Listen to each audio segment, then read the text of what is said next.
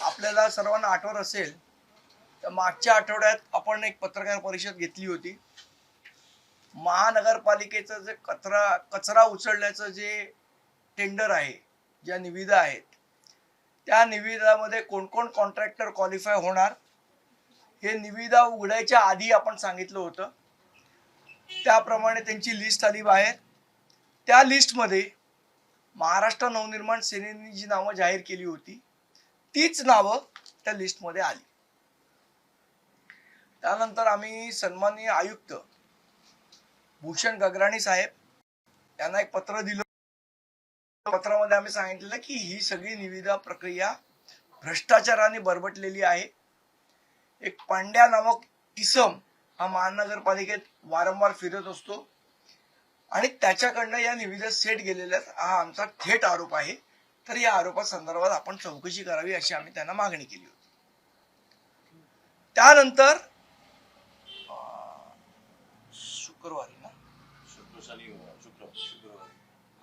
शुक्रवारी हे सगळे कॉन्ट्रॅक्टर आणि त्यांची माणसं किंवा कॉन्ट्रॅक्टरची माणसं आपण म्हणू शकतो, जास्त संयुक्तिक ठरेल, हे सातत्याने किरण दिगावकर यांच्या कॅबिन बाहेर बसले होते शुक्रवारी. आणि त्यांच्या कॅबिन बाहेर सगळी कागदपत्र नीट करण्याचा प्रयत्न ते चालू होतात. त्याचा एक फोटो दाखवतो.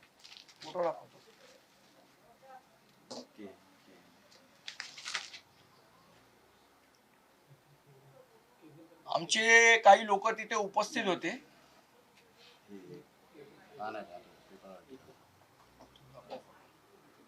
फोटो मी लवकरच दाखवतो तुम्हाला. कसे कॉन्ट्रॅक्टर हे महानगरपालिकेच्या अधिकाऱ्यांच्या केबिन बाहेर बसलेले असतात, त्यांच्या केबिन मध्ये स्वतःचं केबिन असल्यासारखी ये जा करतात.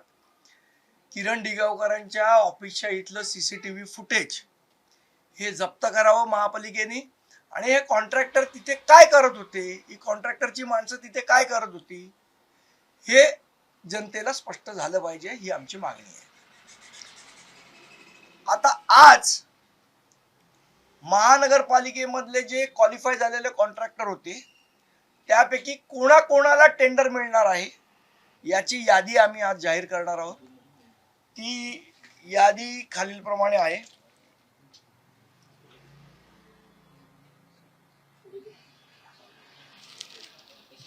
चार कंपन्या आहेत ज्यांना 100% कॉन्ट्रॅक्ट मिळणार आहे. दिल्ली वेस्ट मॅनेजमेंट, नफजगड private limited, metro waste handling private limited, AG enviro infra projects private limited आणि prime civil infrastructure private limited.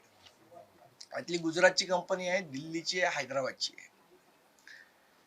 आता पाचवी कंपनी जी आहे, या पाचव्या कंपनीचं सध्या आपण जो घोटाळा उघड केला त्यानंतर सगळ्याच बाहेरच्या कंपन्या नको म्हणून पाचवी कुठल्या तरी मुंबईतल्या कंपनीला काम द्यावं या संदर्भातली चर्चा आणि हालचाली या महानगरपालिकेत चालू आहे. त्यामुळे या 2-3 दिवसात कदाचित ते पाचवी कंपनी डिसाईड करणार आहेत. ती झालं की पाचव्या कंपनीचं नाव मुंबईतल्या कोणाला मिळणार आहे आम्ही देणार आहोत. हे याच्यासाठी नाव येत आहे कारण आम्ही जे घोटाळा उघड केला की सगळ्या बाहेरच्या कंपन्यांना काम मिळतंय म्हणून नावापुरती का होईना पाचवी कंपनी मुंबईतली असावी या दृष्टीने त्यांचे प्रयत्न चाललेले आहेत. आता महत्वाचा विषय, ह्या सगळ्या गोष्टींवर चर्चा करण्यासाठी आम्ही आयुक्तांना 24 तारखेला एक पत्र दिलं. आमचे केतन नाईक त्यांनी एक पत्र दिलं. बृहन्मुंबई महानगरपालिकेच्या घनकचरा व्यवस्थापन खात्याअंतर्गत कचरा संकलन वाहतुकीसाठी लागणारे चालक व स्वच्छक निघणाऱ्या नवीन निविदा याबाबत चर्चा करण्याकरिता आमच्या शिष्टमंडळास वेळ द्यावा ही विनंती. हे पत्र अजूनपर्यंत आयुक्त आम्हाला वेळ द्यायला तयार नाहीयेत. आपल्या माध्यमातून माझी सन्माननीय आयुक्तांना विनंती आहे, आम्हाला वेळ द्या याची चर्चा करायला. नाही तर आयुक्त कार्यालयाबाहेर जो गोंधळ होईल त्याला स्वतः आयुक्त जबाबदार राहतील, हे त्यांनी लक्षात ठेवावं. आम्हाला काय कुठला गोंधळ घालायचा नाहीये, पण जर तुम्ही वेळच देणार नसाल आणि घोटाळ्याबाबत मूग घेऊन गप्प बसणार असाल तर आम्ही ते सहन करणार नाही. नंबर 1. आणि आज आम्ही सगळीकडे बॅनर लावलेली आहेत आणि या बॅनरच्या माध्यमातून आम्ही जाहीर करतो की कुठल्या कंपन्यांना काम मिळणार आहे. म्हणजे कशा पद्धतीचा घोटाळा हजारो कोटींचा या कंपन्या करतायत. बरं, जी टेंडर कॉस्ट आहे त्याच्यापेक्षा 35 ते 40% जास्तीचं कंत्राट या लोकांना मिळणार आहे. हे पैसे शेवट तुमचे आमचे कर स्वरूपातले पैसे आहेत ज्या संदर्भातला हा घोटाळा होतोय. बाहेरच्या कंपन्या येऊन जर महानगरपालिकेला आमच्या लुटणार असतील, आमच्या करदात्यांना लुटणार असतील तर ते आम्ही खपवून घेणार नाही. हा इशारा आम्ही याच्याबद्दल देतोय. आयुक्तांनी लवकर वेळ द्यावी, याच्यावर चर्चा करावी, याच्यावर चौकशी करावी. नाहीतर महाराष्ट्र नवनिर्माण सेना आपल्या पद्धतीने आंदोलन करेल आणि त्याची जबाबदारी आयुक्तांची असेल. आयुक्तांना तुम्ही पत्र दिलं होतं, आयुक्तांनी त्या संदर्भात काही उत्तर दिलंय का तुम्ही भेटीचं? तेच सांगितलं ना तुम्हाला आता. त्यांनी अजून आम्हाला वेळ दिलेली नाही. जर 2-3 दिवसात वेळ नाही दिली तर मग आम्ही आमच्या पद्धतीने आयुक्तांच्या दालनाबाहेर आम्ही आमचं आंदोलन करू. तो फोटो दाखवतो याचा. मी तुम्हाला मगाशी जे सांगितलं की अधिकारी कसे बसलेले असतात.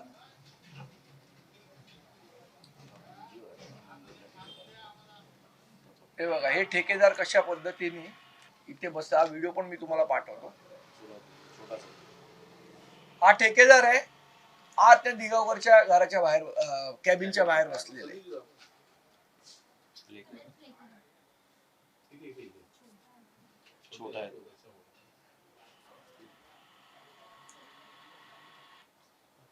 हा व्हिडिओ मी तुम्हाला पाठवतो.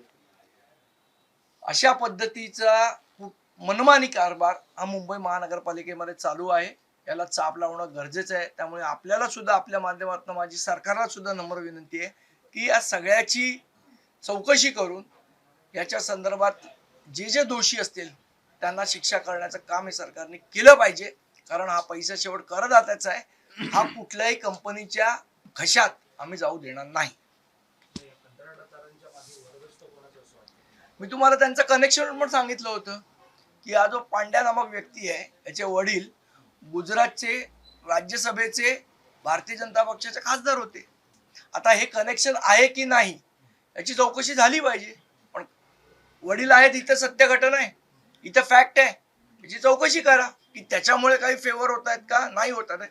चौकशी अंती सिद्ध होईल. जवळपास तुमची ही तिसरी पत्रकार परिषद आहे या संदर्भातली. तुम्ही याच्या विरोधात आवाज उठवताय, परंतु इतर कोणी आवाज उठवताना दिसत नाहीये. महानगरपालिकेमध्ये कोणी नगरसेवक नसल्यामुळे कुठेतरी हा मनमानी कारभार महानगरपालिकेत हा निश्चितपणे हा मनमानी कारभार चालू आहे. कारण महापालिकेतले जे अधिकारी आहेत त्यांच्यावर कुठल्याही प्रकारचा अंकुश नाहीये आणि मला असं वाटतं सरकारने जो अंकुश ठेवायला पाहिजे. आता काय होतं, विधानसभेमध्ये लोक पत्ते खेळण्यात बिझी असल्यामुळे लोकांच्या प्रश्नांवर चर्चा होताना आपल्याला दिसत नाहीये. पण सातत्याने महापालिकेमध्ये असे भ्रष्टाचार होत आहेत, त्याचे न्यायालयीन कारवाई होतीये, ईडी कडनं चौकशा होत आहेत, तरी हे कुठे थांबायला तयार नाहीये. नाही, ह्याच्या मागे कोण आहे, नेमका कोणाचा वरदहस्त आहे याच्या मागे. मला असं वाटतं ह्याची निष्पक्षपातीपणे चौकशी झाली पाहिजे. हे महत्वाचं आहे. नुसत्याच रेड मारून आणि हे करून या गोष्टी सॉल्व्ह होणार नाहीत. या सरकार महायुती सरकारच्या काळात आपण पाहिलं असेल सातत्याने ईडी सीबीआय असेल किंवा एसआयटी स्थापन असेल वारंवार होताना पाहायला मिळालं होतं. नेते मंडळी असेल त्यांच्या विरोधात असेल. मात्र हाही प्रकरण ज्या प्रकारे महापालिका आहे घोटाळे सातत्याने घडत आहेत, तर यामध्ये तुम्ही एसआयटी असेल किंवा ईडी सीबीआय आम्ही ऑलरेडी ही मागणी केलेली आहे की ईओडब्ल्यू मार्फत त्याची चौकशी झाली पाहिजे. पण शेवट ईओडब्ल्यू ला तक्रार ही महापालिकेकडनं गेली पाहिजे. याच्यासाठी आम्ही कमिशनरची वेळ मागतोय. शेवटची जी प्रोसिजर आहे, डायरेक्ट ईओडब्ल्यू चौकशी करू शकत नाही जोपर्यंत आयुक्तांचं रिकमेंडेशन होत नाही. मग आयुक्त रिकमेंडेशन का नाही करत आहेत? जर एवढे आम्ही पुरावे दिलेत त्यांना घोटाळ्याचे तर हा महत्वाचा विषय आहे. त्याच्यामध्ये आयुक्तांचे काही इंटरेस्ट आहेत का हाही प्रश्न निर्माण होतो ना. इतर काही प्रश्न होते. आज जसं तुम्ही आता पत्त्यांचा उल्लेख केला, मंत्रिमंडळ असो किंवा सत्ताधारी पक्षातले आमदार असो, सततचे वक्तव्य, त्यांच्या क्रिया, पत्ते खेळणे किंवा मारामारीचे, या सगळ्या संदर्भात आता ठाकरे गटाच्या आमदारांचे एक शिष्टमंडळ राज्यपालांना जे त्यांची तक्रार आणि त्याचे पुरावे घेऊन भेट घ्यायला गेलेले. एवढं सगळं असताना सुद्धा अद्याप कारवाई होत नाही. त्यामुळे या भेटीकडे आणि कारवाई, मला वाटतं राज्यपालांना भेटून राज्यपाल कारवाई करतील अशी आशा बाळगणं चुकीचं आहे. जे काय चाललंय ते जनता बघतीये. जी महाराष्ट्राची हास्य जत्रा विधान भवनात आणि बाकी ठिकाणी सगळे आमदार मंत्री म्हणून करतायत ती जनता उघड्या डोळ्यांनी बघते आणि निश्चितपणे जनता जागरूक आहे. योग्य वेळी त्याचं उत्तर जनता देईल. तुम्हाला असं वाटतं म्हणजे महापालिका निवडणुका तोंडावर आहे, त्याच्या आधी लोकसभा निवडणुका झाल्या, विधानसभा निवडणुका झाल्या, तेव्हाही अशा संदर्भात अनेक भ्रष्टाचाराचे मुद्दे समोर होते, पण तरी देखील महायुतीला भरभरून मतदान झालं असल्याचं नाही, मला असं वाटतं याच्या संदर्भात राजसाहेबांनी सांगितलेलं आहे की निवडणूक यंत्रणेमध्ये काय घोळ आहे काय नाही याची सुद्धा चौकशी झाली पाहिजे ना.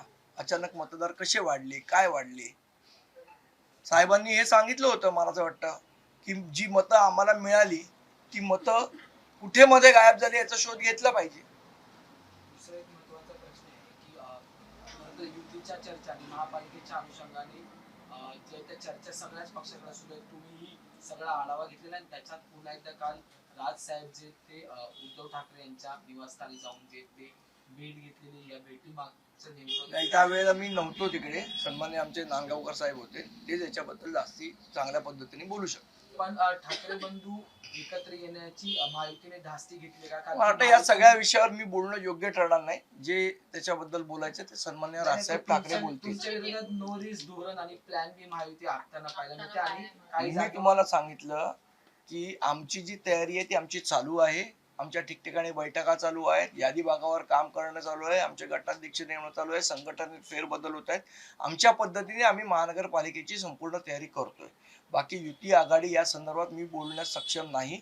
या संदर्भात सन्मान्य राजसाहेब बोलतील. पण जुलै महिन्यामध्येच दुसऱ्यांदा खरं तर ही भेट झाल्यामुळे तुम्हाला सांगितलं या संदर्भातलं त्याच्या आधीची जे पण- बोलायचं आहे ते सन्मान्य राजसाहेब ठाकरे बोलतील. याची आधीची भेट मराठी माणसासाठी होती, मराठी माणसासाठी दोनही पक्ष एकत्र उभे असलेले बघायला मिळाले, आणि कालची भेट जर आपण बघितली तर शुभेच्छांसाठी होती. वाढदिवसाच्या शुभेच्छा काही आज पहिल्यांदा दिलेल्या नाहीत साहेबांनी, नेहमी देतात.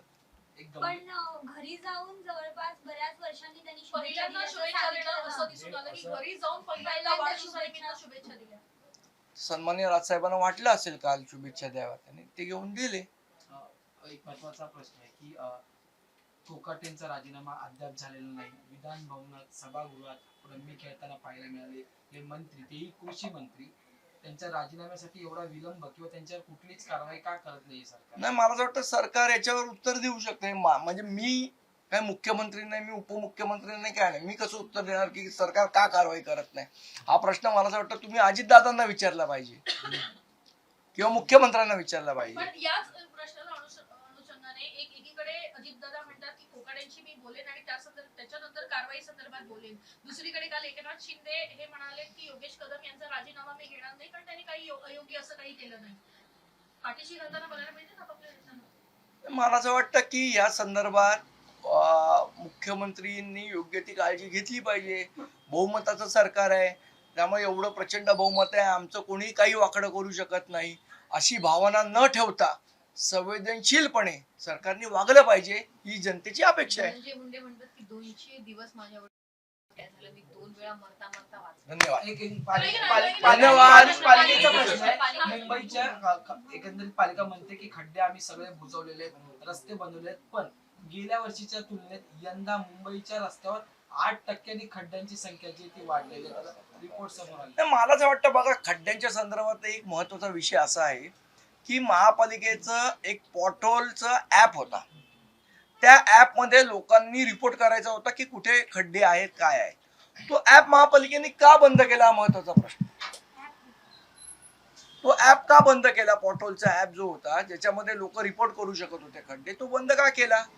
जर तो रिपोर्ट करणारा जो ऍप ठेवला असता तर नेमकी किती खड्ड्यांची संख्या आहे, काय आहे, हे तुम्हाला ट्रान्सपरन्सी त्याची दिसली असती. एक प्रश्न असा सुद्धा यालाच धरून टिळक ब्रिजचं काम आता सध्या सुरू आहे. आगामी काळामध्ये जे काही ब्रिज आहेत जुने जीर्ण झालेले आहेत ते पाडून नंतर नवे पूल बांधले जातात. त्याच्यामध्ये आता टिळक ब्रिज सुद्धा बांधकाम होताना पाहायला मिळतं. मात्र रस्त्याच्या कडेला, ब्रिजच्या कडेला जो काही नवा रस्ता बांधलेला आहे त्या रस्त्यावरती पूर्णपणे खड्ड्यांचं साम्राज्य झालेलं आहे. त्यामुळे जिथे पूर्वीप्रमाणे वाहतूक चालू होती तिकडेच चालू आहे वाहतूक. तर बऱ्याच ठिकाणी खड्ड्यांमुळे आज मला असं वाटतं यांनी पण ट्विट केलेलं, वाकोला पोलिसांनी ट्विट केलेलं आहे की खड्ड्यां याची गंभीरपणे महापालिकेने दखल घेतली. मी मुळात तेच सांगतो ना तुम्हाला, आज महापालिकेवर कोणाचाच कंट्रोल नाहीये. त्यामुळे अधिकारी बेफाम झालेले आहेत आणि मनमानी पद्धतीने कारभार चालू आहे. या रस्त्याच्या बांधकामामुळे सातत्याने कंत्राटदारांना जे कंत्राट देऊन तिकडे सुद्धा भ्रष्टाचार होताना पाहिलं. नाही, आता तर शिंदे साहेब म्हणालेले की पुढच्या वेळा खड्डे होणार नाहीत म्हणून. मला असं वाटतं त्याचं उत्तर त्यांनी दिलं पाहिजे.